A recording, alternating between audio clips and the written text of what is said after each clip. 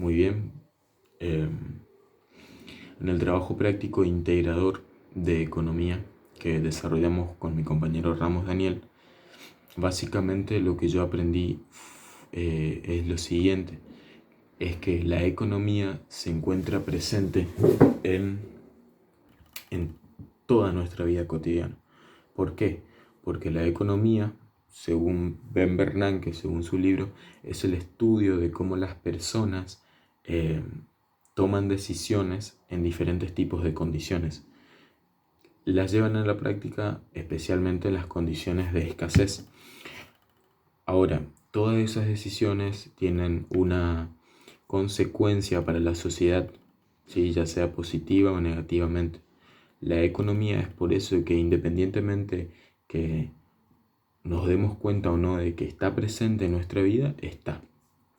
Ahora, la economía, al realizar ese estudio, a la hora de llevar a cabo ese estudio, parte de una suposición. Esa suposición dice que las personas son racionales, ¿sí? Que tienen objetivos bien definidos y que tratan de alcanzarlos de la mejor manera, por supuesto. Ahora, a la hora de las personas alcanzar ese objetivo, lo que hacen es que se encuentran con compensaciones, o sea, limitaciones, ¿sí? Ya sea por los materiales, por los recursos, ¿sí? Eso puede ser monetariamente, energéticamente o por el tiempo, ¿sí? Entonces, al encontrarse con esas limitaciones, es normal que la persona se descompense un poco y se limite mucho por eso.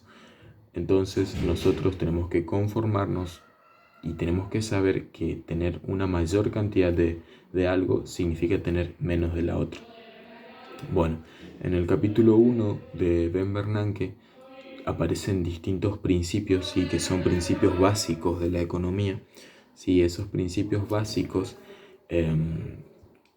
los que yo más aplico a mi vida y los que se hacen presentes siempre, uno es el principio del coste-beneficio, que dice que yo debo emprender una acción, ¿sí? Y solo sus beneficios adicionales van a ser mayores que sus costos, ¿sí? O sea que yo tengo que hacer algo si solo me va a dar una ganancia, ¿sí? Ya sea monetariamente, que es lo más normal, ¿sí? Ya sea con mi cuerpo o ya sea con una experiencia que yo pueda llegar a obtener. Ahora, si yo eh,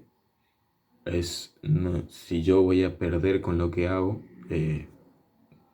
según este principio, lo racional sería no hacerlo directamente.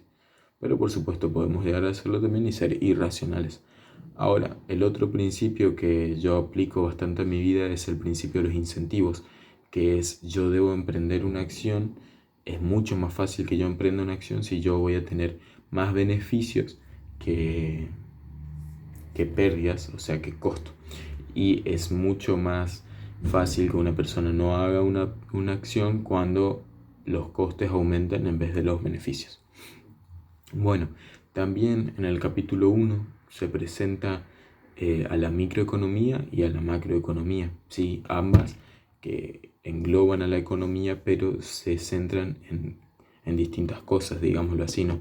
La microeconomía hace referencia a algo más pequeño, o sea que se centra en los grupos y a los individuos especialmente, cómo ellos se mueven en el mercado, qué hacen, cómo actúan, qué decisiones toman individualmente y grupalmente.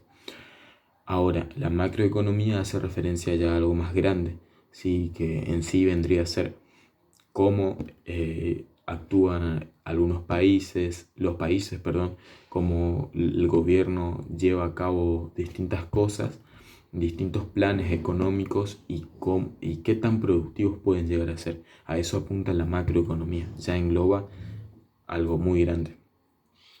En el capítulo 2 del libro de Ben Bernanke ya se hacen presentes las ventajas que se suelen tener, sí, que están las dos ventajas, que son la ventaja absoluta y la ventaja comparativa. El libro da la definición y presenta los ejemplos. Bueno, básicamente la ventaja absoluta es cuando yo puedo producir más de un bien que la otra persona, ¿sí? El ejemplo que da el libro era de una persona que puede recolectar más granos de café en la misma cantidad de tiempo que otro. Al yo poder hacer eso, voy a tener una ventaja absoluta sobre la otra persona. Lo mismo se puede llevar a cabo en los países, ¿sí? Un país puede tener ventaja absoluta produciendo soja que otro país, ¿sí? Y así se puede dar distintos ejemplos. La ventaja comparativa es cuando yo puedo producir un bien con mejor eficiencia. Eso involucraría gastar menos, ¿sí? Ya sea de tiempo, ya sea de dinero, ya sea de energía, etc. El ejemplo que presenta el libro fue de una señora que es programadora y una señora que arregla bicicletas. A la hora de programar, la señora programa en 20 minutos, la programadora programa en 20 minutos y la que arregla bicicleta la programa en 10 a la computadora. Ya sea que lo hacen mejor o no, lo programan de igual manera y gastan menos tiempo.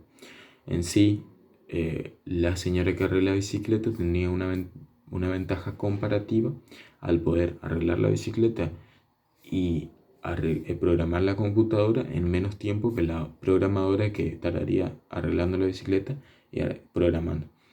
Eso es una ventaja comparativa, o sea que poder hacer algo con mejor eficiencia, o sea gastando menos.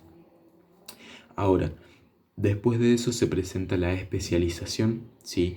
Que hace referencia a la especialización de cómo la especialización puede hacer que un país sea mucho más productivo, o sea, puede posicionarlo de una manera, puede posicionarlo en un lugar alto, ya sea en la productividad de un país a nivel mundial. ¿A qué hace referencia eso? A la especialización como especializarse en una actividad en la que yo voy a tener más facilidad, ¿sí? También, por ejemplo, puedo especializarme en crear celulares. Ahora, también presenta desventajas a esa especialización, que vendría a ser especializarme demasiado. Me especializo en crear celulares solo para presidentes, simplemente hace desventaja en que yo voy a limitar mi economía, limitar mi trabajo y cerrarme más en especializarme tanto. Después de eso, en el capítulo 3, más o menos tratan de explicar de cómo los economistas en el siglo XVIII trataron de explicar los valores que se daban y cómo no podían hacerlo. Después de eso se hace presente a través de la curva y de las curvas de oferta y demanda. Sí, estoy apurando un poco porque me queda poco tiempo, pero bueno, la curva de demanda tiene una pendiente negativa, ¿sí? Que hace que al aumentar el precio la demanda disminuya, ¿sí? La curva de oferta tiene una pendiente positiva, ¿sí? Que a un precio determinado, a un precio de cómo los vendedores, de cuánta cantidad de material los vendedores estarán dispuestos a vender a un determinado precio, ¿sí? Después de eso aparece el equilibrio de mercado, ¿sí? Que el equilibrio del mercado vendría a ser cuando los puntos de la curva de demanda y la curva de oferta llegan a la misma cantidad de precio, de precio que el vendedor está dispuesto a pagar y la misma cantidad que los demandantes, o sea que los compradores están demandando. Cuando un precio, ¿sí? De un determinado bien está por encima de la demanda, de la cantidad de demandantes que piden ese precio, lo que se presenta es un excedente de oferta, lo que hace que simplemente el precio vaya cayendo hasta que choque con o se quede en equilibrio con la cantidad de compradores que están dispuestos a comprar. Y eso es básicamente lo que engloban los 3 capítulos de Ben Bernanke. Después se hace presente la elasticidad, ¿sí? Etcétera, etcétera, que eso lo va a mencionar mi compañero Ramos Daniel. Muchas gracias.